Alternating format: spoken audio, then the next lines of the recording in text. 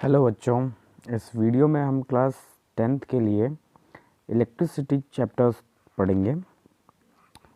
Electricity, ठीक है। देखो, इलेक्ट्रिसिटी है क्या। इलेक्ट्रिसिटी एक्चुअली एक फॉर्म ऑफ एनर्जी है, जो कि हमारी लाइफ को कंफर्टेबल बनाती है। कैसे, क्या बनाती है? कंफर्टेबल। अच्छा, कैसे बनाती है कंफर्टेबल? देखो, यहाँ पे कुछ इलेक्ट्रिकल अप्लाइंसेस दिख रहे होंगे आपको, जैसे ये वॉशिंग मशीन हो गया, ये रेफ्रिजरेटर हो गया, ये ओवन है, ये रूम हीटर है, ठीक है, ये एसी है, ये वैक्यूम क्लीनर है, ये वॉशिंग मशीन है, ठीक है। तो देखो, ये सारी की सारी चीज़ें क्या कर रही हैं, हमारी लाइफ को कंफर्टेबल बना रही हैं, ठीक है। अच्छा, और आपको ये भी पता है कि इनको यूज़ करने के लिए हमें इलेक्ट्रिसिटी की ज़रूरत होगी। बिना इलेक्ट्रिसिटी के ये काम नहीं करेंगे, ठीक है। एसी काम कर सकता है क्या रेफ्रिजरेटर लाइट के बिना? नहीं कर सकता। तो इलेक्ट्रिसिटी चाहिए होगी तभी तो करेगा ये काम, ठीक है। अच्छा, ये जो इलेक्ट्रिक आयरन है, ये जो आयरन है, ठीक है, ये भी काम कर सकती है क्या? नहीं कर सकती। मतलब जब आप इलेक्ट्रिसिटी इसको प्रोवाइड करोगे तभी जाके ये काम करेगी।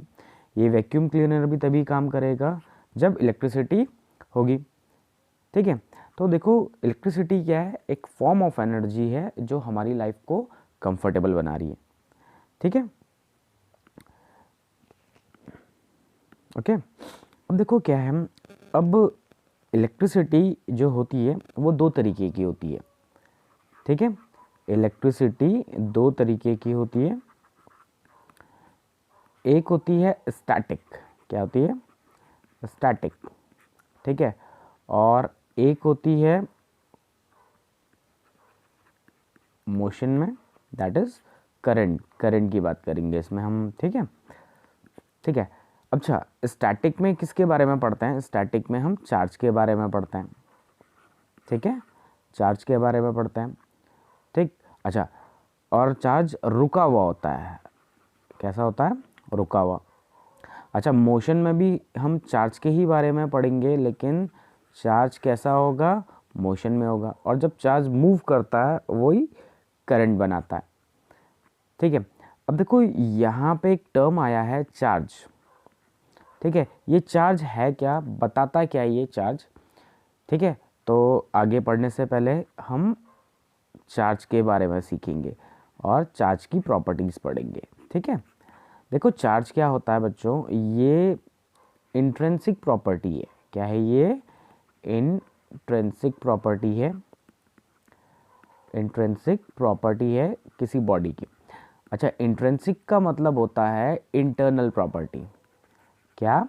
Internal property, okay. तो ये इंटरनल प्रॉपर्टी है।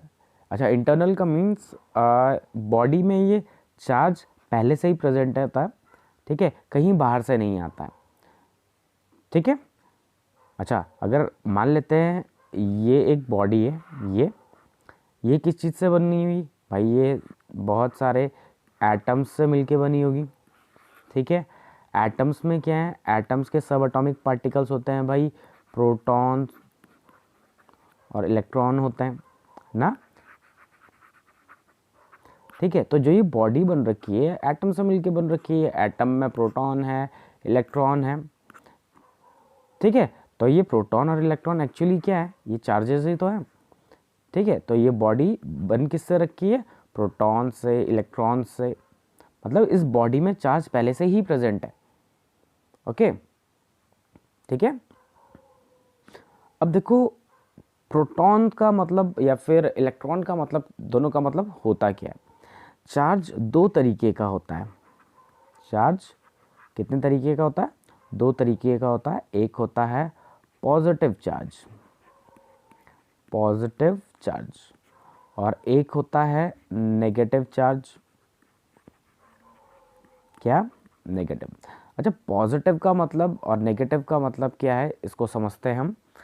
देखो, मान लेते हैं एक बॉडी है, एक एग्जांपल ले लेते हैं। फॉर एग्जांपल सोडियम है, ठीक है, सोडियम का कोई एटम है और इसमें 2,8,1 इलेक्ट्रॉन होगा, ठीक है। इसका मतलब पहली शेल में 2 इलेक्ट्रॉन, दूसरी शेल में 8 इलेक्ट्रॉन और जो लास्ट थर्ड शेल होगी उसमें 1 इलेक्ट्रॉन होगा। अच्छा, अभी सोडियम को स्टेबल होना है, तो स्टेबल होने के लिए क्या करना पड़ेगा, उसे अपना ये वाला इलेक्ट्रॉन किसी को देना पड़ेगा, डोनेट करना पड़ेगा, ठीक है। अभी ये जो सोडियम है ये अपना ये वाला इलेक्ट्रॉन डोनेट कर देता है, किसी को दे दे रहा है। अच्छा, इसके पास बचेगा क्या, 2,8, ठीक है। अच्छा, जैसे ही इसका एक इलेक्ट्रॉन जाएगा तो इस पर पॉजिटिव चार्ज आएगा। अच्छा, पॉजिटिव चार्ज क्यों आया, देखो ये है न्यूक्लियस, ये पहली शेल है, ये दूसरी शेल है और ये तीसरी शेल है। इसमें जो रखा हुआ इलेक्ट्रॉन था वो तो चला गया, ठीक है। अभी जो 8 इलेक्ट्रॉन्स हैं वो इस वाली शेल में और जो 2 इलेक्ट्रॉन्स हैं वो इस वाली शेल में। अच्छा, ये जो बीच में है इसको हम कहते हैं न्यूक्लियस, ये न्यूक्लियस है ये। अच्छा, इस पे क्या है, इस पे भाई 11 प्रोटॉन्स हैं अभी, मतलब जितने इसमें इलेक्ट्रॉन्स थे उतने ही यहाँ पे क्या हैं, प्रोटॉन्स हैं, ठीक है। अब इसने एक इलेक्ट्रॉन दे दिया था किसी को, अब इलेक्ट्रॉन दे दिया तो इलेक्ट्रॉन इसके पास बचे कितने, 10 इलेक्ट्रॉन बचे। अच्छा, प्रोटॉन कितने बचे, 11 प्रोटॉन बचे। अच्छा, प्रोटॉन्स कैसे होते हैं, पॉजिटिव होते हैं, ठीक है। अच्छा, इलेक्ट्रॉन्स कितने कैसे होते हैं, नेगेटिव होते हैं। अच्छा, ये ई क्या बता रहा है, ई बता रहा है कि प्रोटॉन्स और इलेक्ट्रॉन्स पे चार्ज कितना है, और प्रोटॉन्स और इलेक्ट्रॉन्स पे चार्ज होता है 1.6 इंटू 10⁻⁻19 कूलम, ठीक है। प्रोटॉन के केस में ये पॉजिटिव हो जाएगा और इलेक्ट्रॉन के केस में ये नेगेटिव हो जाएगा, ठीक है। तो प्रोटॉन्स था तो ये पॉजिटिव हो गया और इलेक्ट्रॉन है इसके लिए नेगेटिव। अच्छा, अभी इनको टोटल कर देंगे तो क्या मिलेगा हमें, प्लस ई। अच्छा, जो प्लस ई है ये क्या बता रहा है, प्लस ई बताता है कि इस पे एक चार्ज इस पे एक प्रोटॉन ज़्यादा है, या फिर हम सिंपली कह सकते हैं कि इस पे एक इलेक्ट्रॉन कम है, ठीक है। तो जब सोडियम ने एक इलेक्ट्रॉन डोनेट कर दिया तो उस पर पॉजिटिव चार्ज आ गया। क्यों आया पॉजिटिव चार्ज, क्योंकि इसके पास एक प्रोटॉन एक्स्ट्रा है या फिर इसके पास एक इलेक्ट्रॉन कम है, ठीक है। तो हम क्या कह सकते हैं, डेफिशिएंसी ऑफ इलेक्ट्रॉन है, डेफिशिएंसी ऑफ इलेक्ट्रॉन है, ठीक है, ठीक है। डेफिशिएंसी का मतलब होता है कमी, ठीक है। तो अगर कोई अपना इलेक्ट्रॉन डोनेट कर देता है तो उस पर पॉजिटिव चार्ज आता है। पॉजिटिव चार्ज क्यों आता है, क्योंकि प्रोटॉन ज़्यादा हो गए, और प्रोटॉन ज़्यादा हो गए तो इसका मतलब इलेक्ट्रॉन कम है, और इलेक्ट्रॉन कम है तो उसके लिए हम डेफिशिएंसी यूज़ करते हैं, ठीक है। तो पॉजिटिव चार्ज का मतलब क्या होता है, पॉजिटिव चार्ज का मतलब होता है डेफिशिएंसी। अच्छा, एक चीज़ ध्यान रखना कि पॉजिटिव चार्ज कहाँ होता है, पॉजिटिव चार्ज न्यूक्लियस पे होगा। तो पॉजिटिव चार्ज कभी भी नहीं जाएगा, मतलब प्रोटॉन कभी भी मूव नहीं करेगा, जब भी मूव करेगा इलेक्ट्रॉन मूव करेगा। इलेक्ट्रॉन जाएगा जैसे यहाँ से इलेक्ट्रॉन गया था, ठीक है। तो अब हम आगे की क्लासेस में जब भी बात करेंगे तो हम इलेक्ट्रॉन के रिस्पेक्ट में ही बात करेंगे कि इलेक्ट्रॉन मूव किया है, गया है या फिर आया है, ओके। अच्छा, उसी तरीके से अगर नेगेटिव चार्ज को समझें तो नेगेटिव चार्ज क्या है, ठीक है। अभी पॉजिटिव चार्ज समझा कि पॉजिटिव में डेफिशिएंसी ऑफ इलेक्ट्रॉन्स था, उसी तरीके से नेगेटिव चार्ज में एक्सेस ऑफ इलेक्ट्रॉन होता है। क्या होता है, एक्सेस ऑफ इलेक्ट्रॉन, ठीक है। इलेक्ट्रॉन की एक्सेस को हम क्या कहते हैं, नेगेटिव चार्ज। अच्छा, इसको समझते हैं एक एग्जाम्पल के साथ।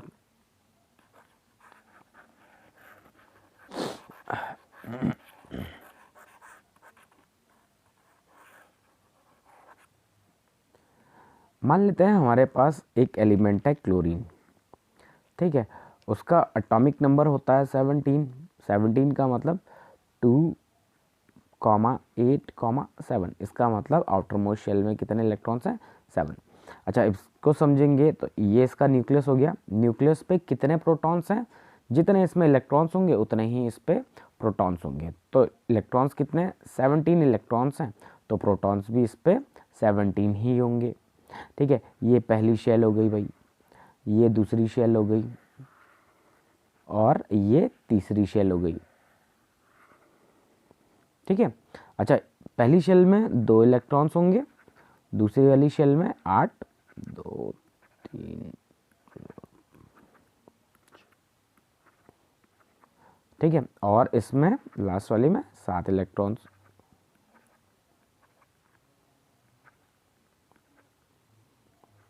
ठीक है, अब इसको स्टेबल होने के लिए एक इलेक्ट्रॉन की ज़रूरत है, तो कहीं से इसके पास एक इलेक्ट्रॉन आ गया। ठीक है, अभी इलेक्ट्रॉन आएगा तो इसका इलेक्ट्रॉनिक कॉन्फ़िगरेशन क्या हो जाएगा, 2,8,8। ठीक है, अच्छा पहले इस पर कोई भी चार्ज नहीं था, लेकिन एक इलेक्ट्रॉन एक्स्ट्रा आने की वजह से इस पे चार्ज आएगा और ये क्या हो जाएगा, Cl नेगेटिव। अच्छा ये नेगेटिव क्या बता रहा होगा, ये नेगेटिव बता रहा है कि भाई इसके पास एक बाहर से कहीं से इलेक्ट्रॉन आया। ठीक है, क्योंकि पहले की बात थी तो 2, 8, 7 था, टोटल 17 था, तो 17 इसमें इलेक्ट्रॉन्स थे, 17 प्रोटॉन्स थे, तो पहले 17 प्रोटॉन्स थे और 17 इलेक्ट्रॉन्स थे, तो नेट चार्ज 0 जा रहा था। लेकिन एक इलेक्ट्रॉन बाहर से आने की वजह से प्रोटॉन्स तो 17 ही रह गए, लेकिन इलेक्ट्रॉन्स कितने हो गए, 18 हो गए। सब्ट्रैक्ट करेंगे तो -E आ गया। तो ये -E क्या है, ये नेगेटिव चार्ज यही शो कर रहा है कि इसके पास एक इलेक्ट्रॉन एक्स्ट्रा है। ठीक है, तो नेगेटिव चार्ज का मतलब होता है एक्सेस ऑफ इलेक्ट्रॉन और पॉजिटिव चार्ज का मतलब होता है डेफिशिएंसी ऑफ इलेक्ट्रॉन। ठीक है, अच्छा चार्ज की SI यूनिट होती है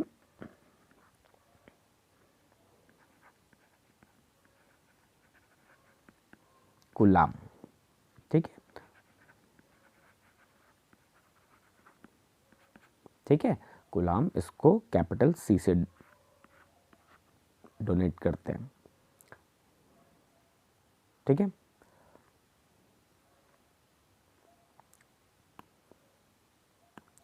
ठीक है, अब चार्ज की कुछ प्रॉपर्टीज पढ़ लेते हैं।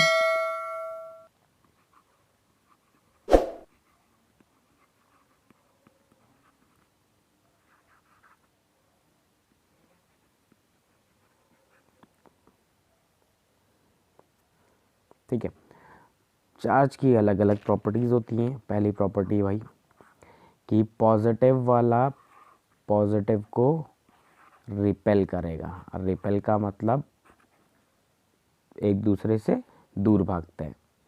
ठीक है, नेगेटिव वाला नेगेटिव वाले को रिपेल करेगा, मतलब लाइक चार्जेस क्या करते हैं, रिपेल करते हैं। लाइक का मतलब एक जैसे। ठीक है, और अनलाइक चार्जेस, अनलाइक का मतलब अपोजिट नेचर के, मतलब पॉजिटिव वाला नेगेटिव वाले को और नेगेटिव वाला पॉजिटिव वाले को अट्रैक्ट करेगा। ठीक है, ठीक है, तो पहली प्रॉपर्टी है कि लाइक चार्जेस रिपेल करते हैं और अनलाइक चार्जेस अट्रैक्ट करते हैं। ठीक है, okay.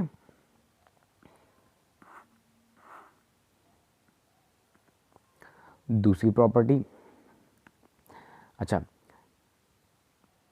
Charge on a body, charge on a body should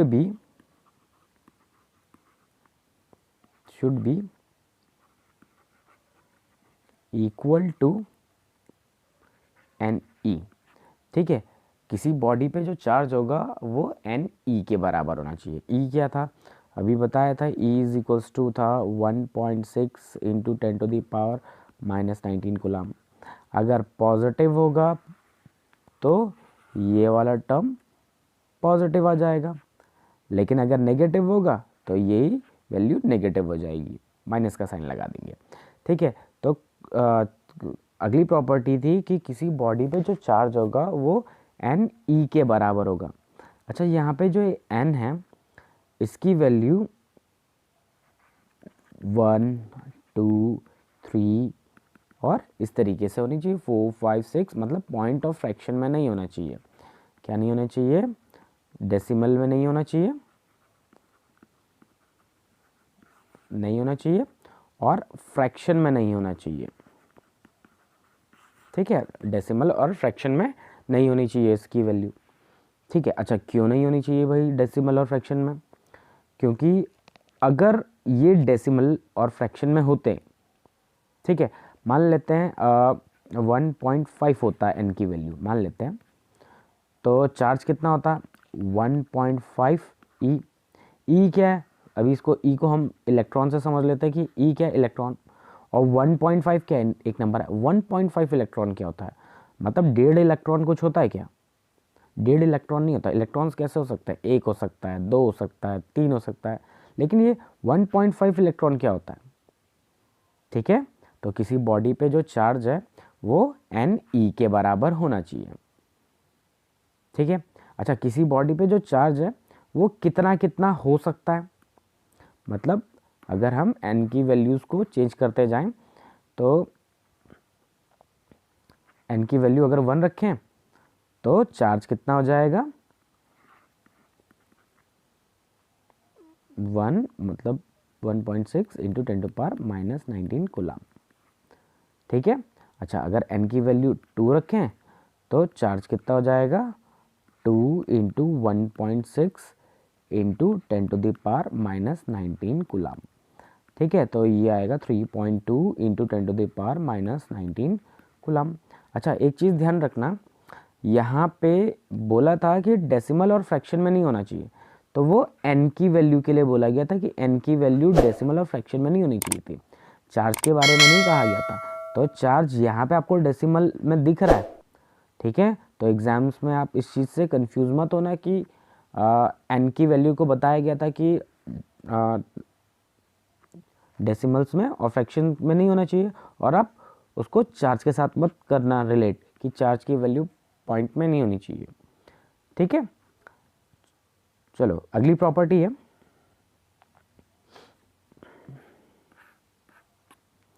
next property है कंजर्वेशन ऑफ चार्ज। अच्छा इस जो अभी हमने प्रॉपर्टी पढ़ी थी, इस प्रॉपर्टी को कहते थे क्वांटाइजेशन ऑफ चार्ज। कहता है क्वांटाइजेशन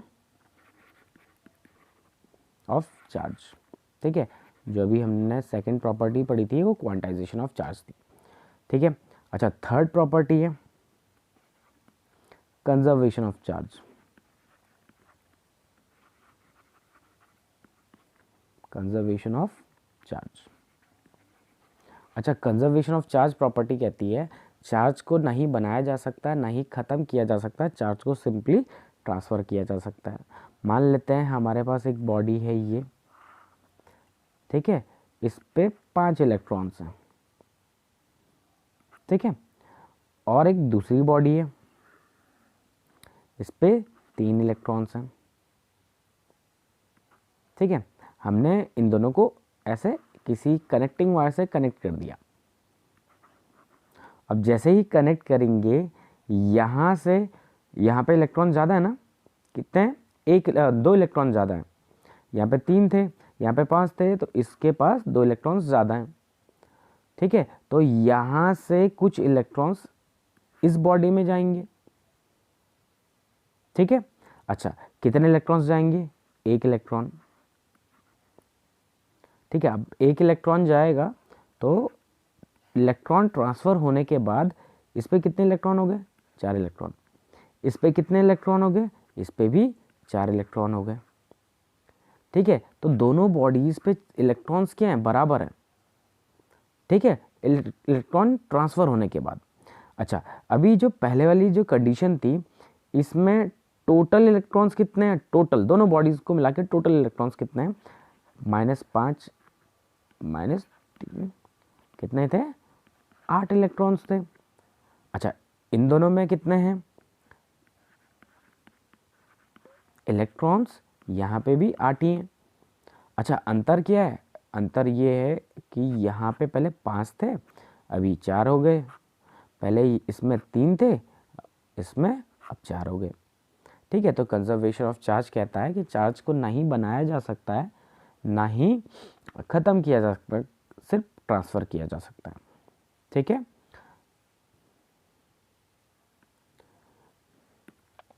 एक और प्रॉपर्टी होती है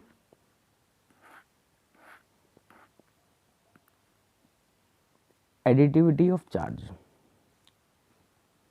कौन सी? Additivity of charge.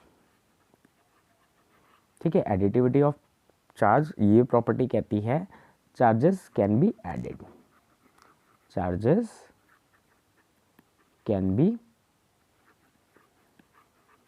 Added.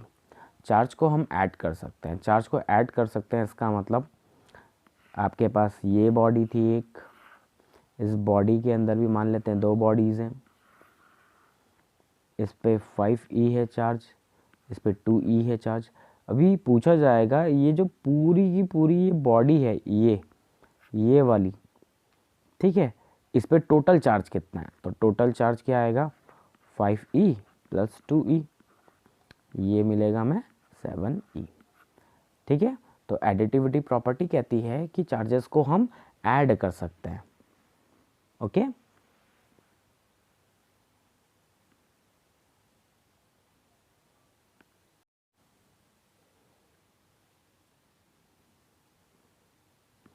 Next topic है हमारा electric potential.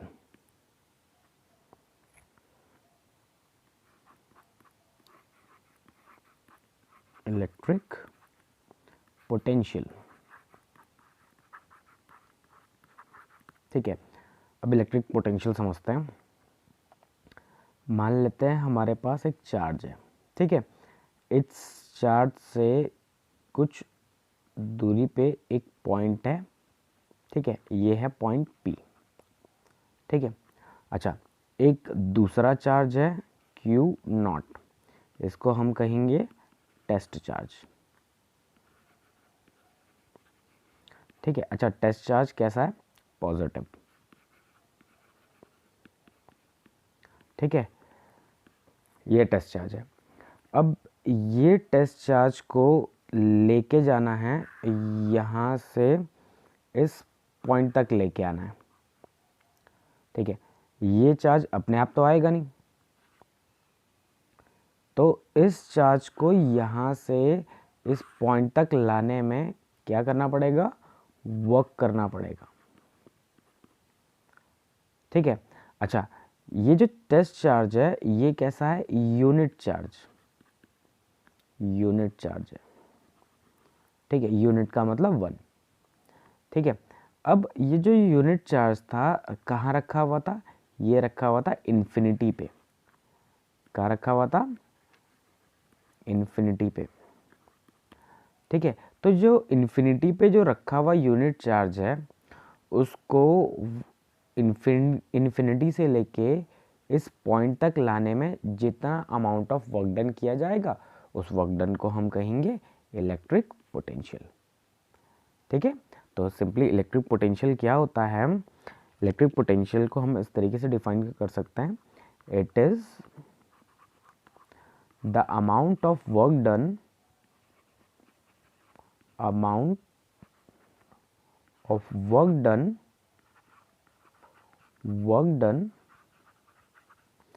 in bringing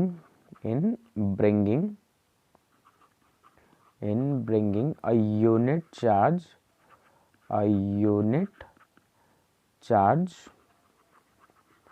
from infinity to a point, from infinity to a point। ठीक है, इन्फिनिटी से लेके किसी पॉइंट तक लाने में जितना अमाउंट ऑफ वर्क डन किया जाएगा उस वर्क डन को हम कहेंगे इलेक्ट्रिक पोटेंशियल। ठीक है, अच्छा, इसको रिप्रेजेंट करते हैं V से, और सिंपली V को हम लिख सकते हैं work done per unit charge. ठीक है, अच्छा, इसकी SI यूनिट क्या हो जाएगी? इसकी SI यूनिट वोल्ट होती है या फिर जूल पर कूलम। ठीक है, तो इलेक्ट्रिक पोटेंशियल क्या था कि एक चार्ज रखा था जो कि इन्फिनिटी पे रखा था। इन्फिनिटी का मतलब होता है बहुत दूर। ठीक है, इन्फिनिटी पे रखा हुआ था, इन्फिनिटी से लेके पॉइंट पी तक लेके आना है। ठीक है, तो इसको इस पॉइंट से यहाँ तक लाने में जितना अमाउंट ऑफ वर्क डन किया जाएगा उस वर्क डन को हम कहेंगे इलेक्ट्रिक पोटेंशियल। ठीक है, अच्छा, जैसा इलेक्ट्रिक पोटेंशियल होता है उसी तरीके से एक और टर्म होता है potential difference. Potential difference,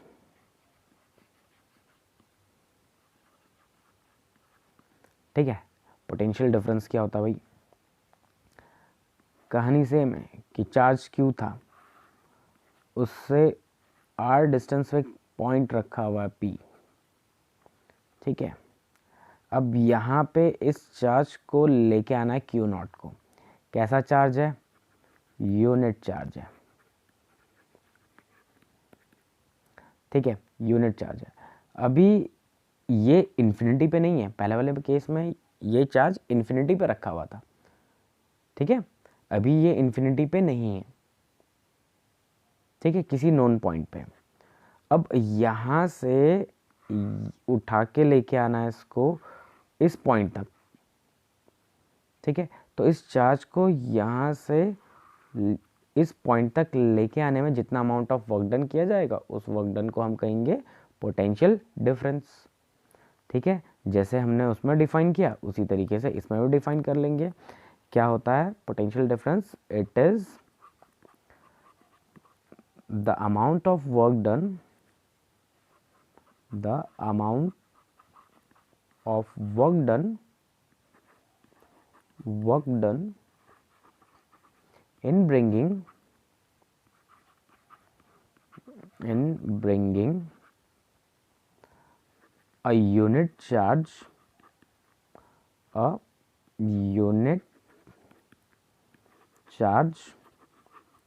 from one point to another point, one point to another point.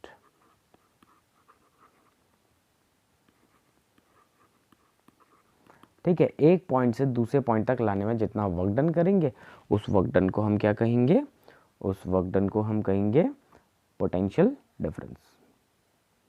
ठीक है, अच्छा, इसको कैसे रिप्रेजेंट करते हैं? अगर मान लेते हैं ये पॉइंट P है, ये Q है, तो पोटेंशियल डिफरेंस क्या हो जाएगा? Vp minus Vq is equals to W upon Q naught. ठीक है, इसकी भी SI यूनिट क्या होगी? इसकी SI यूनिट भी वोल्ट होगी या फिर जूल पर कूलम। ओके, तो ये पोटेंशियल डिफरेंस है। ठीक है,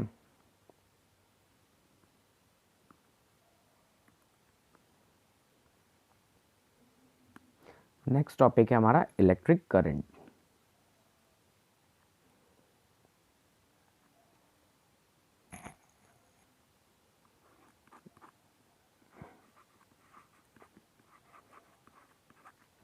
इलेक्ट्रिक करंट, ठीक है, इलेक्ट्रिक करंट क्या होता है? मान लेते हैं ये एक कंडक्टर है। ठीक है, ठीक है, यहाँ हमने एक बैटरी अप्लाई कर दी इससे।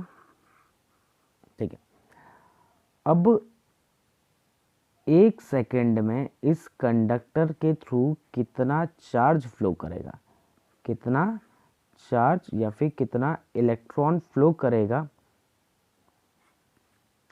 ठीक है, उसको हम कहेंगे क्या? Electric current.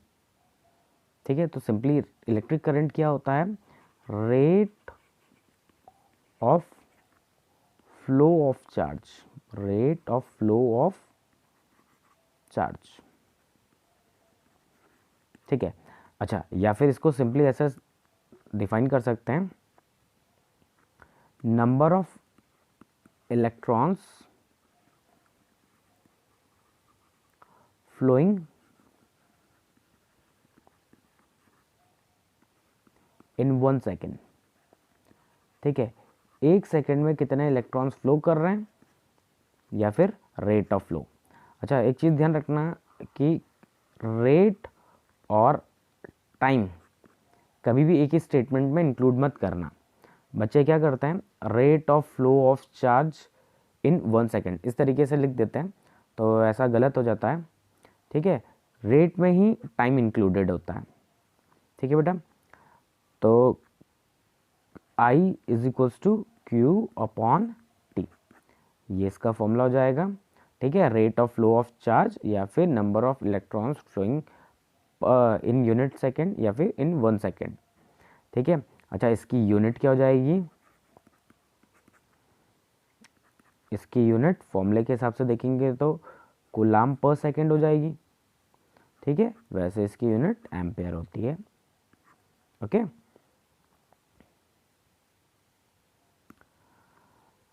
अगला टॉपिक है हमारा डायरेक्शन ऑफ करंट। क्या, डायरेक्शन ऑफ करंट।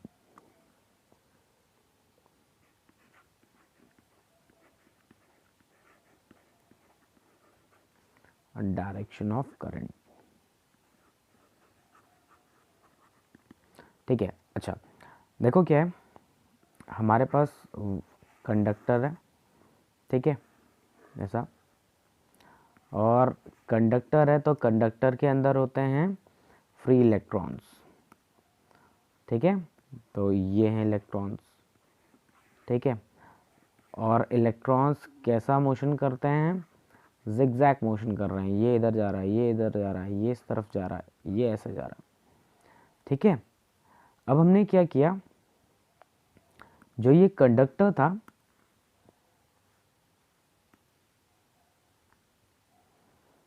इस पे हमने अप्लाई कर दी एक बैटरी ऐसे। ठीक है, इस तरीके से बैटरी अप्लाई कर दी, ये पॉजिटिव टर्मिनल है और ये नेगेटिव टर्मिनल है। ठीक है, जैसे ही बैटरी अप्लाई करेंगे तो जो ये इलेक्ट्रॉन्स ऐसे घूम रहे थे, अभी वो इलेक्ट्रॉन्स एक सिस्टमेटिक तरीके से जाएंगे और किस तरफ, पॉजिटिव टर्मिनल की तरफ।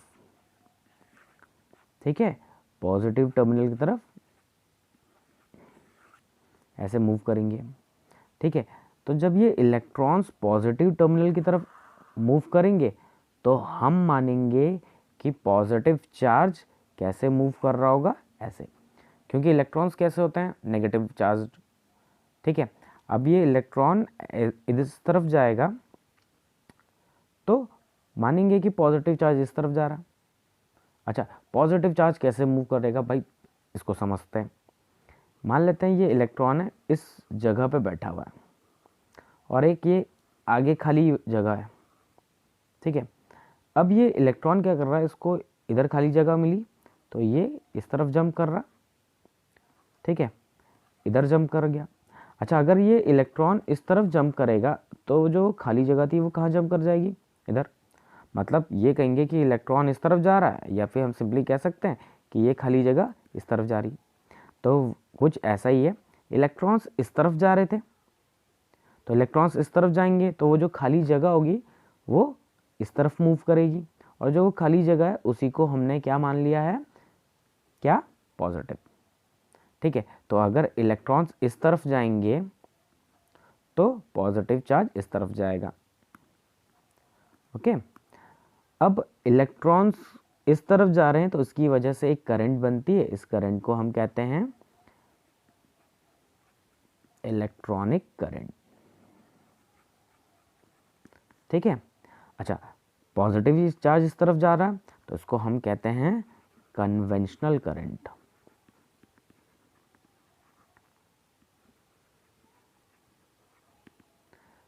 ठीक है, अच्छा, जो सिंपली हम कहते हैं कि करंट का डायरेक्शन क्या होगा, तो हम करंट, कन्वेंशनल करंट के बारे में बात करते हैं।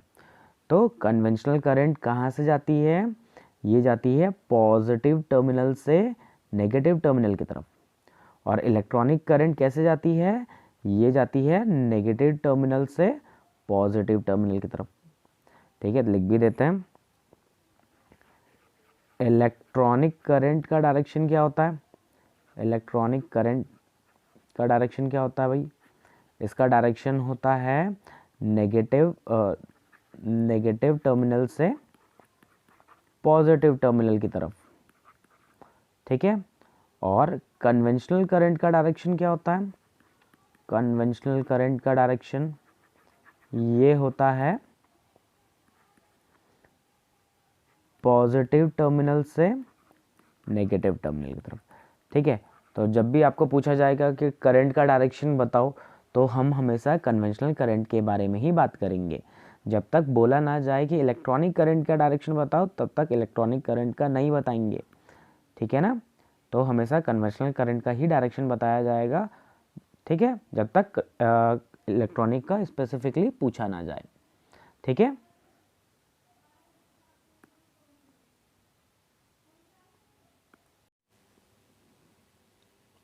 नेक्स्ट टॉपिक है हमारा Ohm's law.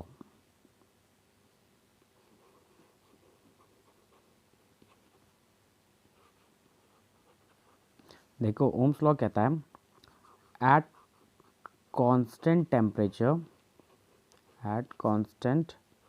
Temperature voltage is directly proportional to current.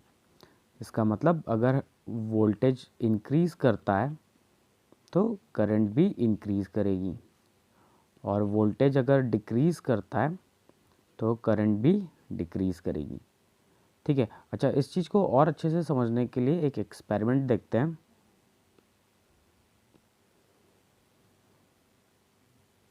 ठीक है, देखो, ये एक सर्किट डायग्राम है, ये एक बैटरी लगी हुई है, यहाँ पे की है। ठीक है, और ये वायरिंग कर रखी है, यहाँ पे एक एमीटर है, ये भी वायर है, और ये एक बल्ब है। अच्छा, एक ये रेजिस्टेंस है। ठीक है, अगर हम इस स्विच को ऑन कर देते हैं तो देखो करंट ऐसे फ्लो कर रही है और ये बल्ब ग्लो कर रहा है। ठीक है, अच्छा, ओम्स लॉ कहता है कि अगर हम वोल्टेज बढ़ा दें तो ये करंट बढ़नी चाहिए।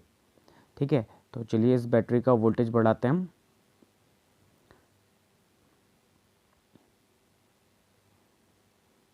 देखो, जैसे जैसे हम वोल्टेज बढ़ा रहे हैं वैसे वैसे करंट बढ़ रही है। ठीक है, और जैसे जैसे करंट बढ़ रही है वो बल्ब भी बहुत ज़्यादा ब्राइट ग्लो कर रहा है। ठीक है, देखो, जैसे जैसे वोल्टेज हम बढ़ा रहे हैं करंट बढ़ती जा रही, और वोल्टेज घटाएंगे तो करंट घटती जाएगी। ठीक है, देखो, अच्छा, वोल्टेज ज़ीरो हो गया, करंट ज़ीरो हो गई। ठीक है, अभी वोल्टेज और बढ़ाते हैं, वोल्टेज बढ़ा के 10 कर देते हैं, तो देखो करंट अभी कितना है, 0.5। अच्छा, अभी वोल्टेज को ज़रा 10 करते हैं, 20 करते हैं, 20 पे कितना है, 1। अच्छा, अगर 40 कर दें,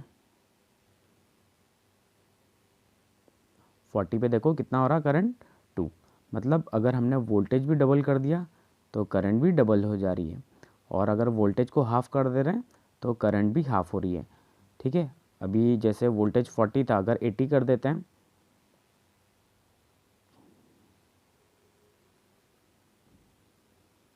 देखो करंट भी डबल हो गई है। ठीक है, ओके, अभी अगर इसको हाफ़ करें,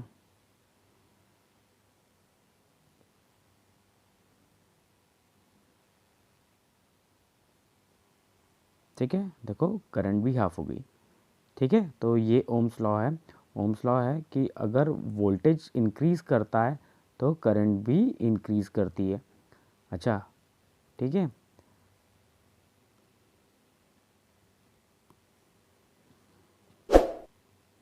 अभी अगर ये प्रोपोर्शनैलिटी साइन हटाना चाहते हैं, ठीक है, तो हम क्या करेंगे, ये प्रोपोर्शनैलिटी साइन हटाएंगे और इसकी जगह पे एक कांस्टेंट लगा देंगे। ठीक है, ये जो कांस्टेंट होता है इसको कहते हैं रेजिस्टेंस। क्या कहते हैं, और रेजिस्टेंस कहते हैं। ठीक है, तो ओम्स लॉ क्या होता है, V is equals to I R. Voltage is directly proportional to current, लेकिन कंडीशन है कि टेम्परेचर कांस्टेंट रहना चाहिए, क्योंकि अगर टेम्परेचर वेरी करेगी तो ये चीज़ फॉलो नहीं होगा। ठीक है, अच्छा, अभी अगर रेजिस्टेंस की वैल्यू को अगर हम देखें तो रेजिस्टेंस क्या होगा, V बाई आर। ठीक है, वोल्टेज पर यूनिट करंट ये आर है। तो अगला टॉपिक हमारा रेजिस्टेंस है। ओके,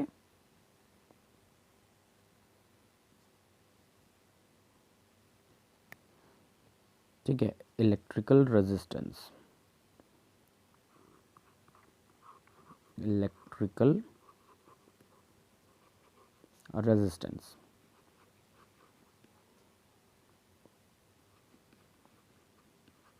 ठीक है, देखो इलेक्ट्रिकल रेजिस्टेंस क्या होता है। रेजिस्टेंस किसी कंडक्टर की प्रॉपर्टी है, क्या है, किसी कंडक्टर की प्रॉपर्टी है जो उसमें फ्लो होने वाली करंट को अपोज करता है। मान लेते हैं ये कंडक्टर है, ठीक है, ये है कंडक्टर और इसमें इलेक्ट्रॉन्स फ्लो कर रहे हैं।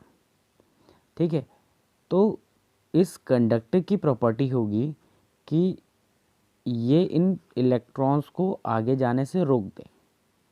ठीक है, जिस प्रॉपर्टी की वजह से ये इलेक्ट्रॉन्स के फ्लो को अपोज कर रहा है उस प्रॉपर्टी को कहते हैं resistance.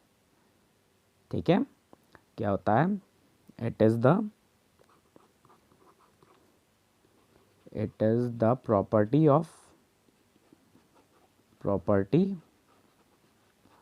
Of conductor which opposes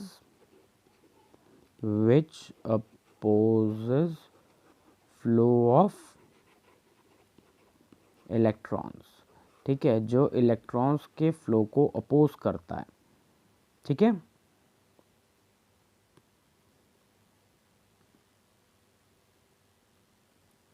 ठीक है, तो इस सर्किट डायग्राम में देखते हैं ज़रा। ये यहाँ पे एक रेजिस्टेंस लगा हुआ है, ये बल्ब है, यहाँ पे एमीटर है, ये की है, ये बैटरी और ये बाकी सारे वायर्स हैं। ठीक है, अभी अगर हम इस स्विच को ऑन कर दें तो इसमें करंट फ्लो करती है। ठीक है, यहाँ पे करंट की वैल्यू कितनी है, 0.64। अच्छा, अगर हम रेजिस्टेंस की वैल्यू को चेंज करें, जैसे अभी रेजिस्टेंस कितना था, 4 था, अभी अगर हम रेजिस्टेंस को बढ़ा दें तो देखो जैसे जैसे रेजिस्टेंस बढ़ रहा है आर की वैल्यू देखो इंक्रीज़ हो रही है और आई की वैल्यू कम होती जा रही है। देखो,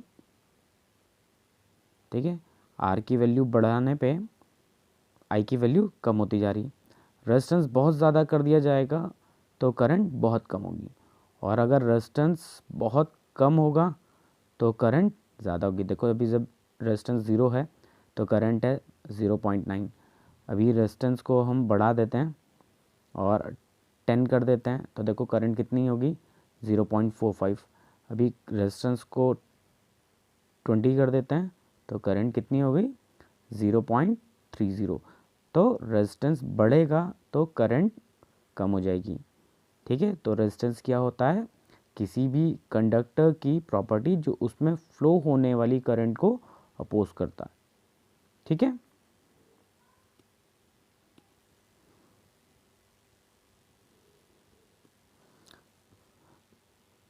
रेजिस्टेंस था V बाई आई। ठीक है, अच्छा, यहाँ से अगर हम SI यूनिट निकालें रेजिस्टेंस की तो यूनिट क्या मिलेगी हमें, वोल्ट पर एम्पेयर, या फिर इसको कहते हैं ओम। ठीक है, ये ओम उसकी यूनिट है आर की और ये इसका सिंबल है। ठीक है, तो आर क्या होता है, V बाई आई, ये रेजिस्टेंस है। ओके,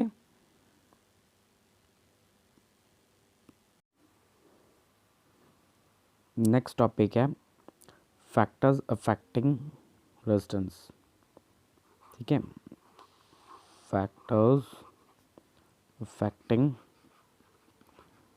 रेजिस्टेंस, ठीक है। देखो 4 फैक्टर्स होते हैं जिन पे रेजिस्टेंस डिपेंड करता है। पहला फैक्टर होता है length of the conductor, length of the conductor, ठीक है। दूसरा होता है area of the cross section, area of cross section, area of cross section of conductor, ठीक है। थर्ड होता है nature of conductor, nature of conductor, और लास्ट होता है टेम्परेचर,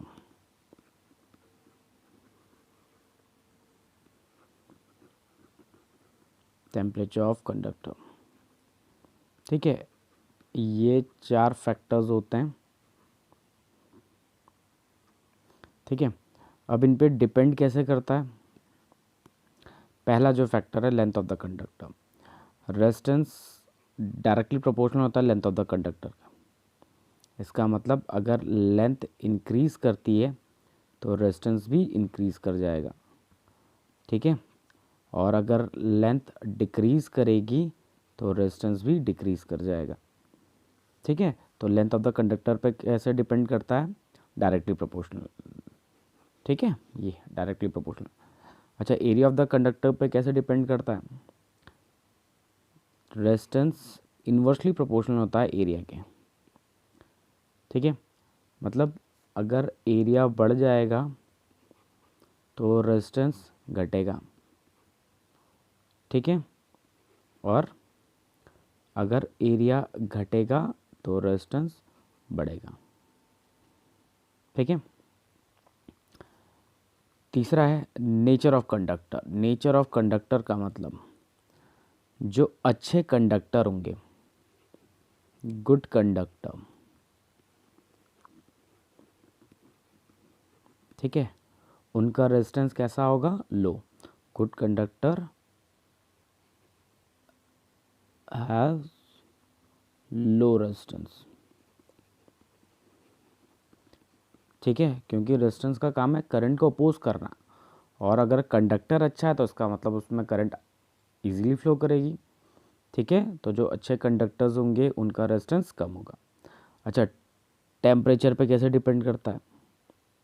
ठीक है, टेम्परेचर बढ़ाने पे रेजिस्टेंस बढ़ जाता है, ठीक है, और टेम्परेचर घटाएंगे तो रेजिस्टेंस घट जाएगा, ठीक। अच्छा, मान लेते हैं हमारे पास एक वायर ये है, ठीक है, इसकी लेंथ L है। एक दूसरा वायर है, इसकी लेंथ 2L है। अच्छा, ये क्रॉस सेक्शनल एरिया, ये क्रॉस सेक्शनल एरिया सेम है, तो दोनों में रेजिस्टेंस ज़्यादा किसका होगा? जिसकी लेंथ ज़्यादा उसका रेजिस्टेंस ज़्यादा, ठीक है। अगर एरिया ऑफ क्रॉस सेक्शन की बात करें, ये मान लेते हैं कि इसकी लेंथ भी 2L है, इसकी लेंथ 2L थी, इसकी लेंथ भी 2L है, इसका एरिया कम है, इसका एरिया ज़्यादा है, तो रेजिस्टेंस ज़्यादा किस में होगा? जिसका एरिया कम है। मतलब इसका एरिया कम है तो इसका रेजिस्टेंस ज़्यादा होगा, ठीक है। तो ये 4 फैक्टर्स थे जिन पे रेजिस्टेंस डिपेंड करता है। एक था लेंथ, लेंथ के डायरेक्टली प्रोपोर्शनल होता है। दूसरा होता है एरिया, एरिया के इन्वर्सली प्रोपोर्शनल होता है। नेचर, नेचर का मतलब किस टाइप का मटेरियल है, ठीक है। जो अच्छे कंडक्टर्स होंगे उनका रेजिस्टेंस लो होगा, और जो पुअर कंडक्टर्स होंगे उनका रेजिस्टेंस हाई होगा। टेम्परेचर, टेम्परेचर पे कैसे डिपेंड करता है? अगर टेम्परेचर बढ़ेगा तो रेजिस्टेंस बढ़ जाएगा, ठीक है। अब देखो हमने एक टर्म पढ़ा, ये दो चीज़ें पढ़ी कि रेजिस्टेंस डायरेक्टली प्रोपोर्शनल होता है लेंथ के, ठीक है, रेजिस्टेंस इन्वर्सली प्रोपोर्शनल होता है एरिया के। अभी इन दोनों को कंबाइन करेंगे, ठीक है, तो मिलेगा resistance directly proportional to length inversely proportional to area. ये प्रोपोर्शनलिटी साइन जो था इसको हम हटाएंगे और यहाँ पे इसकी जगह पे एक कांस्टेंट लेके आएंगे, ठीक है। जो ये कांस्टेंट है इस कांस्टेंट को कहते हैं रेजिस्टिविटी।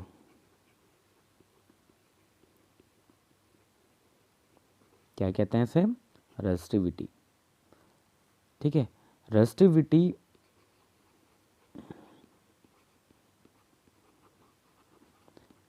या फिर एक और नाम होता है इसका specific resistance.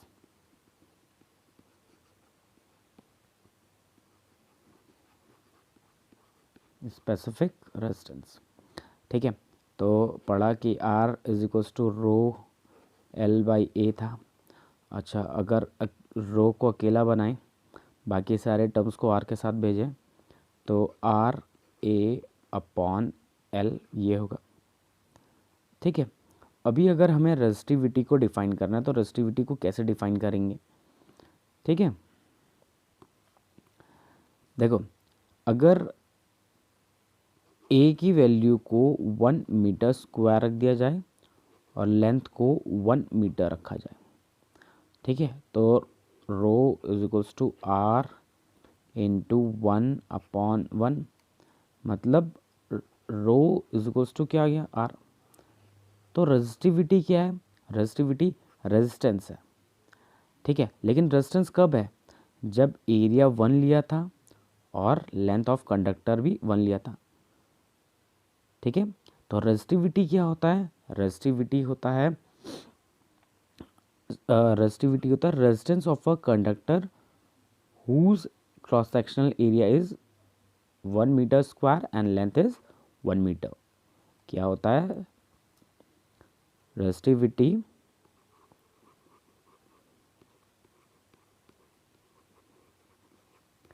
is the resistance of a conductor whose area of cross section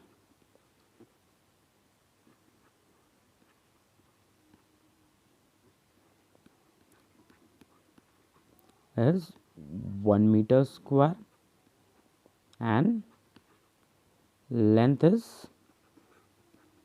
1 metre, ठीक है। रेजिस्टिविटी क्या होता है? रेजिस्टिविटी उस कंडक्टर का रेजिस्टेंस होता है जिसका एरिया 1 मीटर 1 मीटर स्क्वायर का होगा और लेंथ 1 मीटर का होगा, ठीक है। अच्छा, जो ये सिंबल था इस सिंबल को रो कहते हैं, ध्यान रखना, सिंबल को रो कहते हैं, क्वांटिटी को रेजिस्टिविटी। अच्छा, रेजिस्टिविटी का दूसरा नाम क्या है? Specific resistance. क्यों कहते हैं इसको स्पेसिफिक रेजिस्टेंस? स्पेसिफिक रेजिस्टेंस इसीलिए कहते हैं क्योंकि ये रेजिस्टेंस कब है? जब हमने इस पर कुछ स्पेसिफिक कंडीशंस लगाई, ठीक है। जब स्पेसिफिक कंडीशंस लगाई तभी जाके वो रेजिस्टेंस कहलाया, ओके। अच्छा, अभी पूछा जाए कि भाई इसकी एसआई यूनिट क्या होगी, तो एसआई यूनिट कैसे बताई जाएगी इसकी? देखो, rho is equals to R की यूनिट क्या होती? ओम। एरिया की यूनिट क्या थी? Metre square. लेंथ की यूनिट मीटर। ये मीटर से ये मीटर कैंसिल हो जाएगा, तो रो की यूनिट क्या आ जाएगी? ओम मीटर, ठीक है। तो इसकी एसआई यूनिट क्या हो जाएगी? ओम मीटर, ठीक है।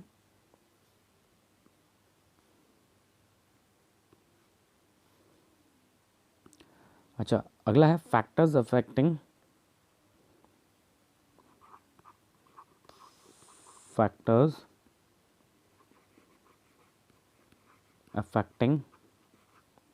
रेजिस्टिविटी। ठीक है, तो सिर्फ दो ही फैक्टर्स हैं, एक है nature of conductor, nature of conductor, और दूसरा है टेम्परेचर। ठीक है, इन दो फैक्टर्स पर रेजिस्टिविटी डिपेंड करती है, लेंथ पे डिपेंड नहीं करती है, एरिया पे डिपेंड नहीं करती है। क्यों नहीं करती है? क्योंकि अभी बताया कि रेजिस्टिविटी क्या है, स्पेसिफिक रेजिस्टेंस, स्पेसिफिक रेजिस्टेंस है रेजिस्टिविटी। ठीक है, अब स्पेसिफिक रेजिस्टेंस कब होगा भाई? जब लेंथ 1 होगी, एरिया भी 1 होगा, लेंथ और एरिया दोनों की वैल्यू 1 होगी, तभी तो जाके रेजिस्टिविटी आएगी। ठीक है, इसी वजह से लेंथ और एरिया पे डिपेंड नहीं करता है। क्लियर है?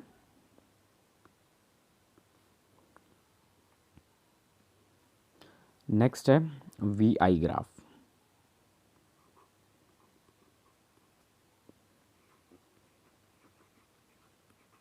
ठीक है, देखो वी आई ग्राफ में क्या करेंगे हम, वाई एक्सेस पे प्लॉट करेंगे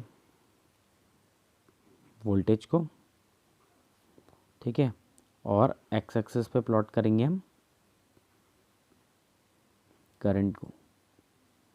ठीक है, वाई एक्सेस पे हम वोल्टेज को प्लॉट करेंगे और एक्स एक्सेस पे हम करंट को प्लॉट करेंगे।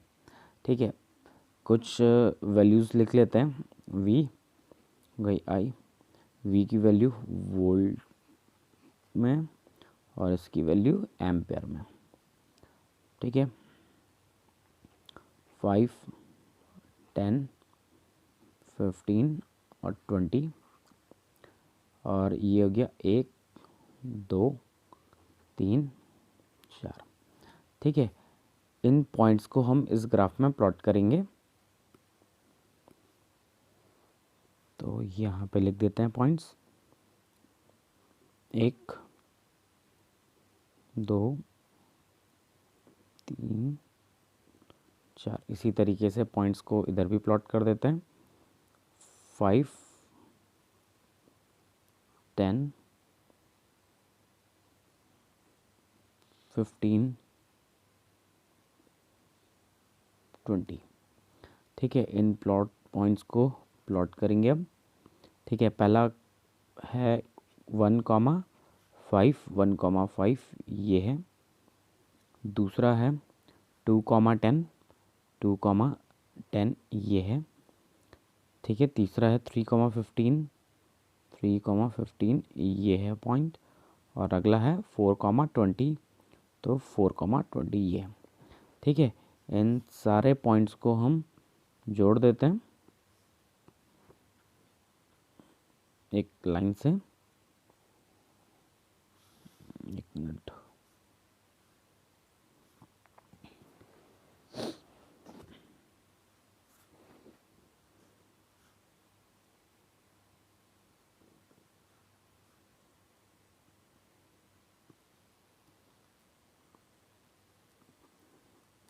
ये पॉइंट्स थे 1,5।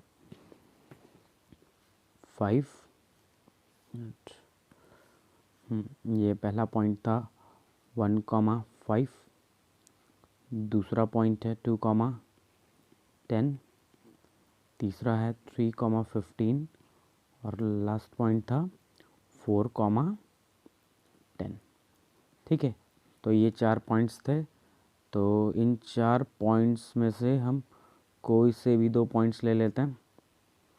ठीक है, तो मैं फर्स्ट और सेकंड पॉइंट ले लेता हूँ, और इन 2 पॉइंट्स का यूज़ करके हम इसका स्लोप निकालते हैं। ठीक है, क्या निकालेंगे? स्लोप। देखो स्लोप का फॉर्मूला होता है y2 minus y1 upon x2 minus x1, ये स्लोप का फॉर्मूला होता है। ठीक है, अच्छा y एक्सेस पे क्या प्लॉट किया गया है? y एक्सेस पे v प्लॉट किया गया है, और x एक्सेस पे क्या प्लॉट किया गया? i प्लॉट किया गया। ठीक है, अच्छा जो 2 पॉइंट्स लिए थे, फर्स्ट और सेकंड पॉइंट, इनकी वैल्यूज़ पुट करेंगे हम यहाँ पे। तो 10 माइनस 5, नीचे क्या आएगा 2 - 1 मतलब 5/1, इसका मतलब 5। अच्छा, अब देखो क्या है, हमने जो ये स्लोप निकाला था, स्लोप क्या बता रहा है, v/i का रेशियो, और v/i का रेशियो क्या होता है, ये होता है रेजिस्टेंस। ठीक है, ये रेजिस्टेंस होता है।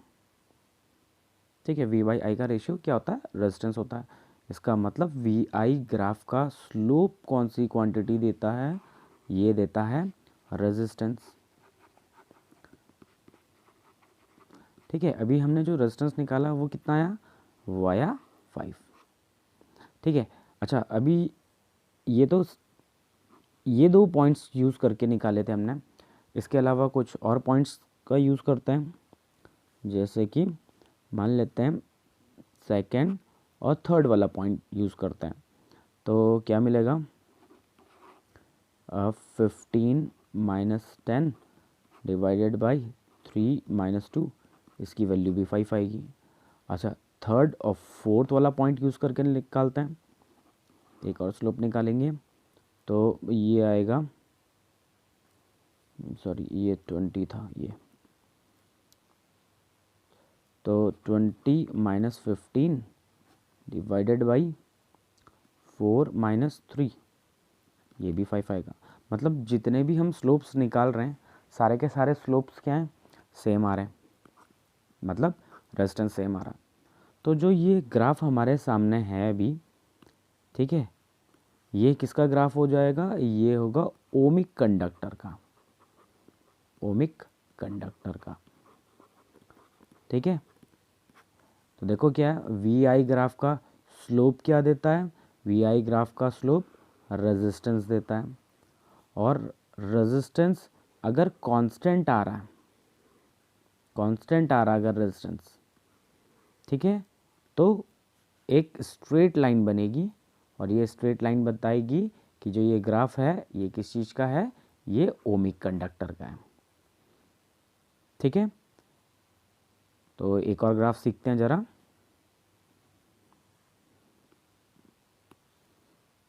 ठीक है, तो ये वाला ग्राफ प्लॉट करना है हमें, तो इसके पॉइंट्स पहले मार्क कर देते हैं। ये 5 हो गया,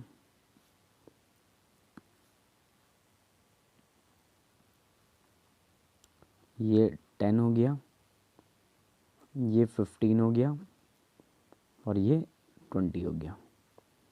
अच्छा, इधर भी मार्क करेंगे, 1 हो गया, 2 हो गया, 3, 4, 5, 6,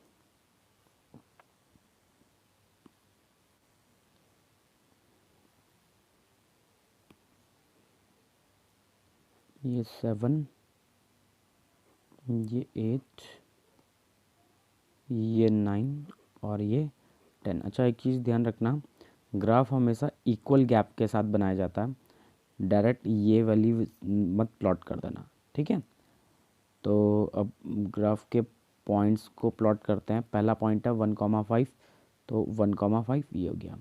दूसरा है 3,10, तो 3,10 ये हो गया पॉइंट। अगला है 5,15, तो 5,15 ये हो गया पॉइंट। अगला है 10,20, तो 10,20 ये हो जाएगा। ठीक है, इन सारे पॉइंट्स को हम एक लाइन से जोड़ देते हैं, तो इस तरीके का कुछ बनेगा ये। ठीक है, कुछ ऐसा ग्राफ बन रहा होगा, मतलब स्ट्रेट लाइन नहीं है। अच्छा, इसके कोऑर्डिनेट्स क्या हैं, 1,5, फिर है 3,10, फिर है 5,15, ठीक है, और फिर है 10,20। जैसे वहाँ स्लोप निकाला था, यहाँ पे भी हम स्लोप निकालेंगे, और कम से कम 2-3 स्लोप निकाल लेंगे। ठीक है, तो स्लोप का फॉर्मूला होता था y2 - y1 upon x2 - x1। ठीक है, तो पहला वाला निकाल लेते हैं इन दोनों पॉइंट्स का यूज़ करके। तो 10 माइनस 5 अपॉन 3 माइनस 1 कितना मिला 5/2। अच्छा दूसरा सेकंड और थर्ड वाला पॉइंट का यूज़ करके निकाल लेते हैं। तो 15 माइनस 10 डिवाइडेड बाई 5 माइनस 3 ये आएगा 5/2। ठीक है ओके। थर्ड और फोर्थ वाला पॉइंट यूज़ करके निकालते हैं। ठीक है तो ये मिलेगा 20 माइनस 15 डिवाइडेड बाई 10 माइनस 5 जो कि मिला 5/5। ये कैंसिल होके 1। ठीक है ये देखो ये दोनों वैल्यूज़ तो सेम थी लेकिन ये तीसरी वाली वैल्यू सेम नहीं हुई। ठीक है तो वी आई ग्राफ का स्लोप क्या देता था, वी आई ग्राफ का स्लोप रेजिस्टेंस देता था। ठीक है और अगर रेजिस्टेंस कांस्टेंट होता था तो जो ग्राफ रहता था वो किसका होता, ओमिक कंडक्टर का। लेकिन यहाँ पे हमारे पास जो स्लोप है ये कांस्टेंट नहीं है, इसका मतलब जो ग्राफ हमारे पास अभी बना है ठीक है ये किस चीज़ का है, ये है non ohmic conductor.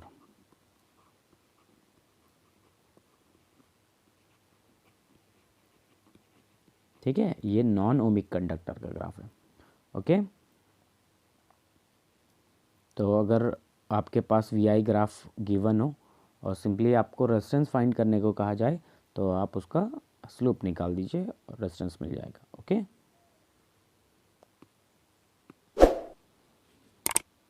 Next topic है हमारा कॉम्बिनेशन ऑफ रेजिस्टर्स।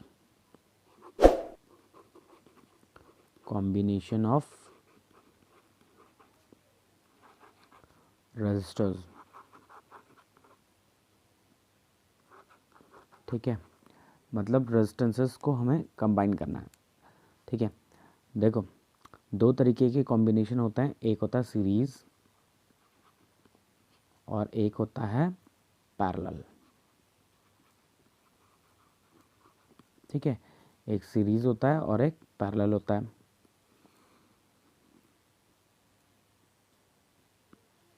अच्छा सीरीज़ में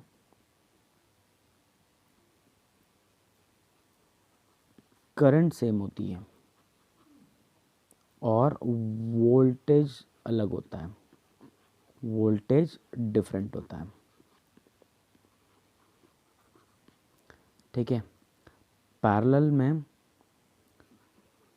करंट डिफरेंट होती है और वोल्टेज सेम होता है। ठीक है अब सीरीज़ में जो सर्किट दिखाई देगा वो कुछ इस तरीके से होगा।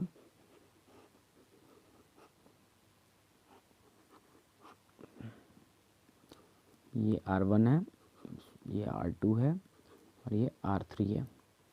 ठीक है इसके साथ एक बैटरी लगा दी हमने ऐसे। ठीक इसका वोल्टेज V है। ठीक अच्छा पैरेलल में कैसा दिखाई देगा, पैरेलल में कुछ इस तरीके से।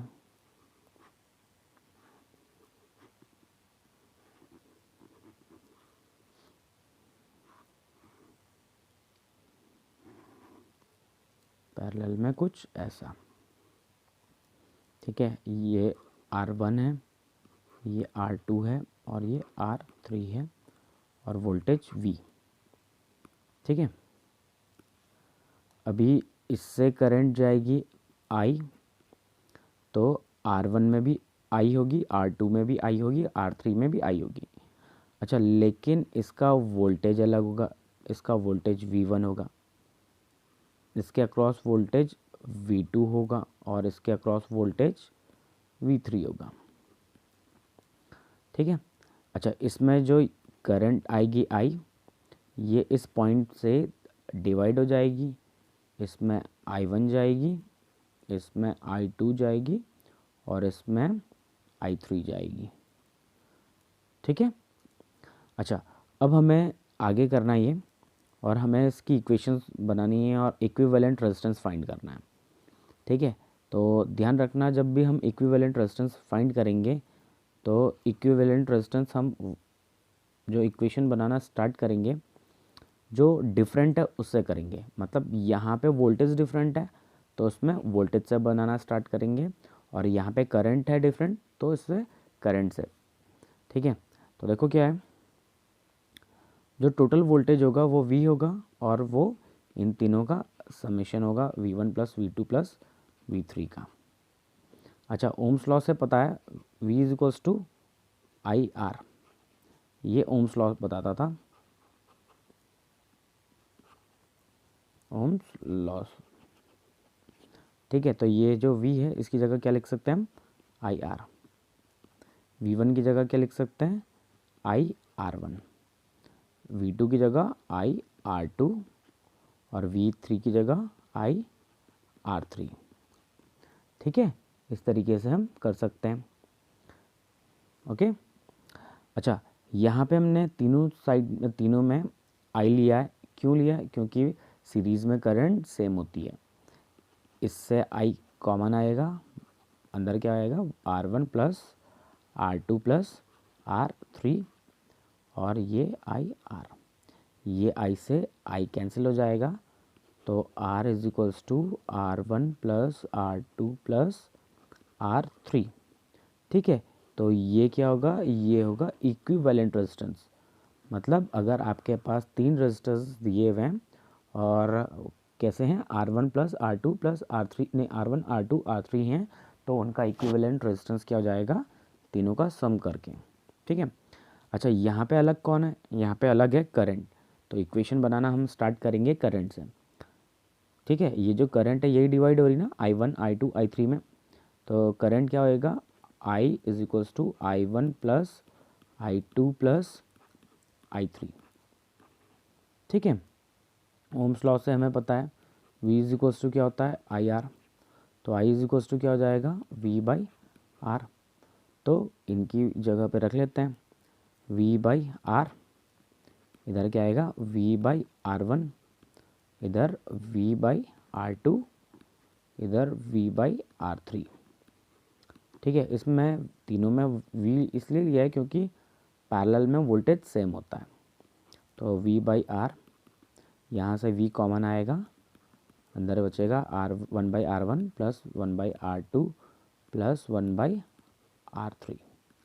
ठीक है, ये V से V कैंसिल हो जाएगा, तो हमारे पास जो रेजिस्टेंस है कितना बचेगा, 1 by R is equals to 1 by R one plus 1 by R two plus 1 by R three.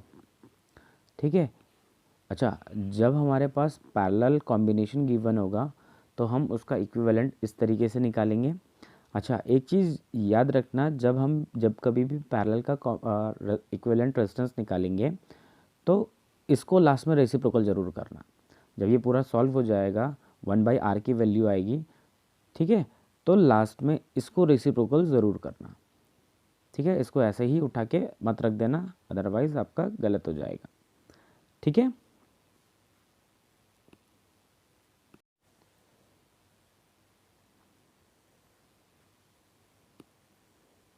Next topic है हमारा इलेक्ट्रिक पावर।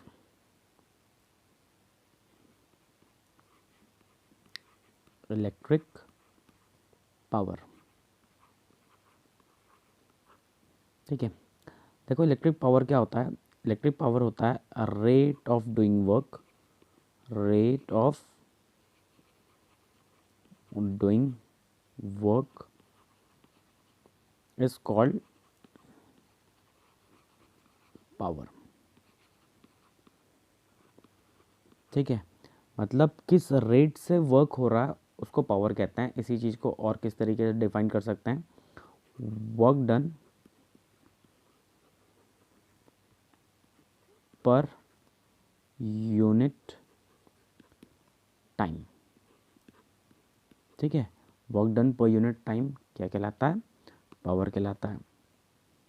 ठीक है, रेट ऑफ डूइंग वर्क मतलब किस रेट से वर्क हो रहा है वो पावर है, या फिर यूनिट टाइम में कितना वर्क हो रहा है वो पावर है। ठीक है, पावर का फॉर्मूला होता है P is equals to W by टी। ओके, अच्छा, इसकी एसआई यूनिट क्या हो जाएगी? इस फॉर्मूले से निकालेंगे तो W का जूल और T की यूनिट होती है सेकेंड। ठीक है, इसी चीज़ को हम कहते हैं वॉट। ठीक है, क्या कहते हैं? वॉट कहते हैं। अच्छा, पावर के कुछ और फॉर्मूले उन्हें भी देखते हैं।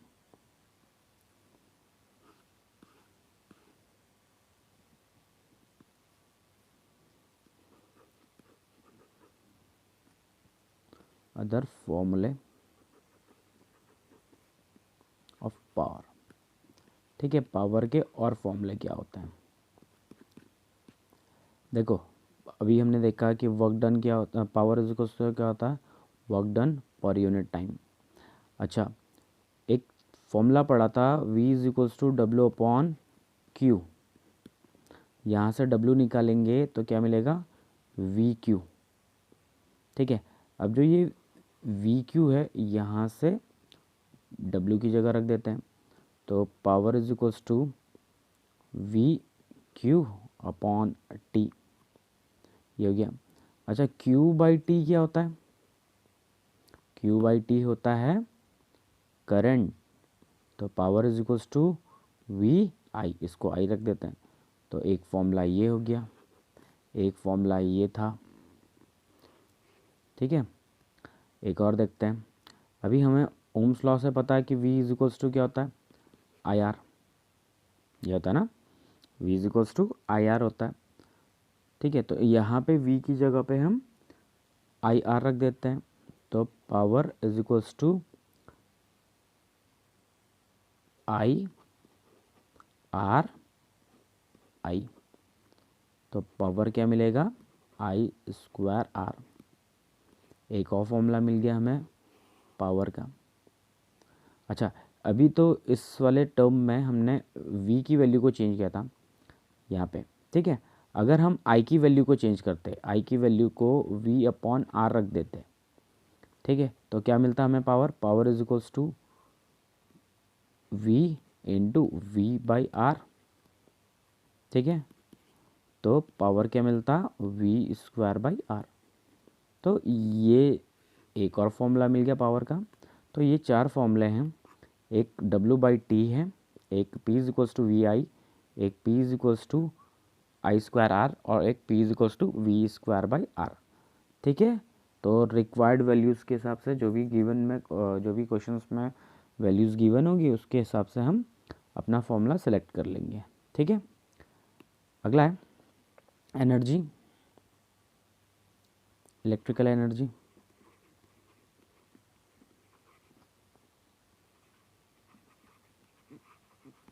ठीक है, एनर्जी होता है capacity to do work, capacity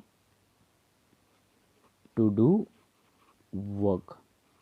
ठीक है, किसी काम को करने की क्षमता को क्या कहते हैं? एनर्जी कहते हैं। ठीक है, अच्छा, अभी हमने जस्ट अभी पढ़ा power is equals to work done per unit time. अच्छा, यहाँ पे वर्क क्या है? वर्क कुछ और नहीं है, एनर्जी है। तो हम यहाँ पे इसको टर्म को रिप्लेस करके ई लिख देते हैं। ठीक है, तो power is equals to E/T हो जाएगा। ई की वैल्यू क्या हो जाएगी? PT। तो एक एनर्जी का फॉर्मूला एक तो ये हो गया। ठीक है, और फॉर्मूले भी होते हैं। P की जगह अगर हम VI रख दें तो एनर्जी क्या मिलेगी? VIT। ठीक है, अगर हम P की जगह I²R रख दें तो एनर्जी का फॉर्मूला क्या मिल जाएगा? I²RT। एक और फॉर्मूला मिल गया। ठीक है, अच्छा, अगर हम P की जगह V²/R रख दें तो एनर्जी का फॉर्मूला क्या मिलेगा? V²/R into T। तो ये चार फॉर्मूले हो गए किसके? एनर्जी के। कौन सी एनर्जी? Electrical energy. ठीक है, ओके। अच्छा, अब एनर्जी की यूनिट्स भी अलग अलग होती हैं, जैसे जूल भी होती है, ठीक है, कैलोरी भी होती है, इलेक्ट्रॉन वोल्ट भी होती है, वॉट आर भी होती है, और किलो वॉट आर भी होती है।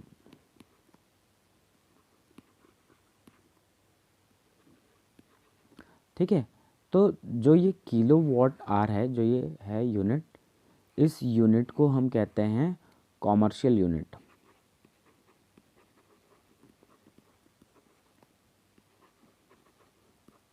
क्या कहते हैं? Commercial unit. अच्छा, कॉमर्शियल यूनिट क्यों कहते हैं?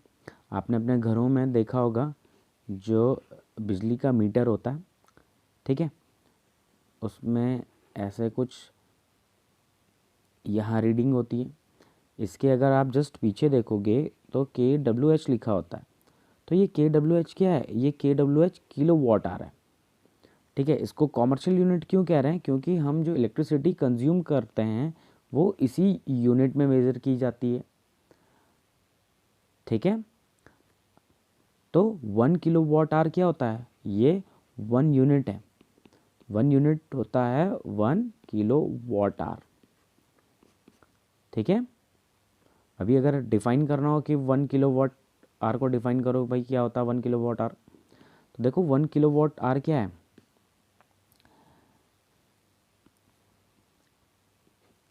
1 किलो वॉट आर को ऐसे लिख सकते हैं, 1 किलो वॉट इंटू 1 आर। ठीक है, तो 1 किलो वॉट आर को कैसे डिफाइन करेंगे? 1 किलो वॉट आर क्या है? Energy, electrical energy,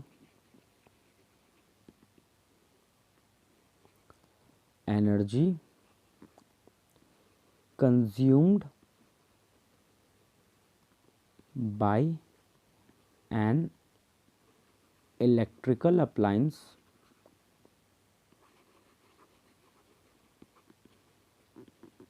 of power rating 1 kilowatt and used for 1 hour। मतलब एक ऐसा इलेक्ट्रिकल अप्लायंस जिसकी पावर रेटिंग कितनी है? 1 किलोवाट है, और उसको 1 आवर के लिए यूज़ किया जा रहा है, तो कितनी एनर्जी कंज्यूम करेगा? वो 1 किलोवाट आवर एनर्जी कंज्यूम करेगा। ठीक है, और 1 किलोवाट आवर कौन सी एनर्जी है? ये है कॉमर्शियल यूनिट। ठीक है, अच्छा, अगर कॉमर्शियल यूनिट को अगर हमें कन्वर्ट करना हो ऐसा यूनिट में, ऐसा यूनिट मीन्स जूल में कन्वर्ट करना हो, तो कैसे कन्वर्ट करेंगे? चलिए देखते हैं। 1 किलो वॉट आर, इसको कैसे लिख सकते हैं? 1 किलो वॉट इंटू 1 आर, ऐसा लिख सकते हैं। अच्छा, 1 किलो वॉट का मतलब होता है 1000 वॉट, और 1 आर का मतलब होता है 3600 सेकेंड। ठीक है, तो 1 किलो वॉट आर कैसा होगा? 36, कितने ज़ीरो हैं? 1 2 3 4 5 वॉट सेकेंड। अच्छा, वॉट सेकेंड क्या होता है? वॉट सेकेंड को हम लिखते हैं जूल। 4 5, इसको हम जूल लिख सकते हैं। तो इस चीज़ को ऐसे भी लिखा जा सकता है 3.6 इंटू 10⁻6 जूल। मतलब 1 किलो वॉट आर को अगर हमें जूल में कन्वर्ट करना हो, हमें किस फैक्टर से मल्टीप्लाई करना पड़ेगा? 3.6 इंटू 10⁻6 जूल से हमें मल्टीप्लाई करना पड़ेगा। ओके,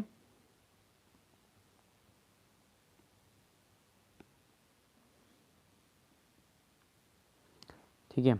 अच्छा, इलेक्ट्रिसिटी में जो अभी चैप्टर पढ़ा था, इसमें कुछ सिंबल्स यूज़ हुए थे। ठीक है, तो वो सिंबल्स बता देते हैं हम आपको कौन कौन से थे, और भी कुछ सिंबल्स होंगे जो क्वेश्चंस में आपको देखने को मिलेंगे। ठीक है, तो देख लेते हैं कौन कौन से सिंबल्स हैं। इधर है इलेक्ट्रिकल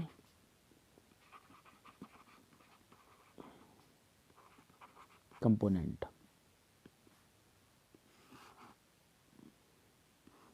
ठीक है, और यहाँ पे है सिंबल,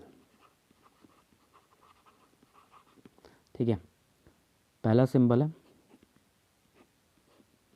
ये है सेल, इसको सेल कहते हैं। दूसरा है, अगर इसी तरीके से दो या दो से ज़्यादा सेल्स लग जाएं, इसको बैटरी कहते हैं, ठीक है। ये होता है रेजिस्टेंस या फिर रजिस्टर, ठीक है। अच्छा, कैसा, इसकी वैल्यू फिक्स्ड होती है। अच्छा, इसी चीज़ को ऐसा या फिर अगर ऐसा शो कर रखा हो तो ये वेरिएबल रजिस्टर होता है,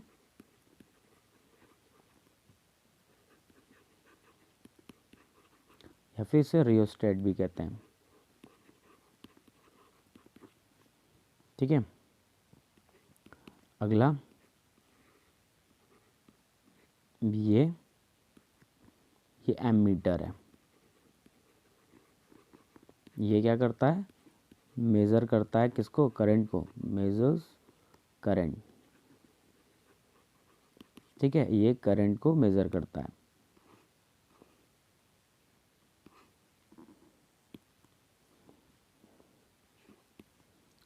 एक ऐसा होगा, ये है वोल्ट मीटर। ये क्या मेज़र करता है, मेजर्स पोटेंशियल डिफरेंस,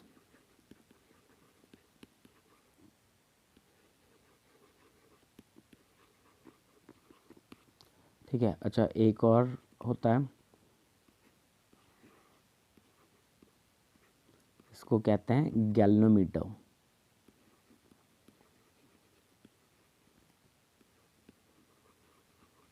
ठीक है। गैल्वेनोमीटर क्या करता है, ये डिटेक्ट करता है करंट को, डिटेक्ट्स करंट, मतलब ये बताता है कि भाई करंट किस डायरेक्शन में है, और एमीटर बताता है कि करंट कितनी है, ओके। इस तरीके से या फिर ऐसे हूँ तो इसको हम कहते हैं की। और कैसी है ये, ओपन है या फिर ऑफ, ठीक है।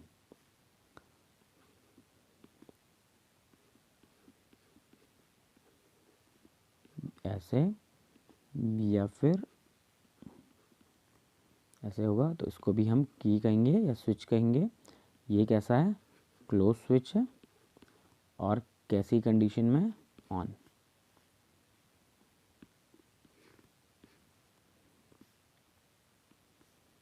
और पूरे सर्किट डायग्राम में आपको इस तरीके से लाइनिंग मिल जाएंगी, इनको हम कहेंगे कनेक्टिंग वायर्स, कनेक्टिंग वायर्स, ठीक है।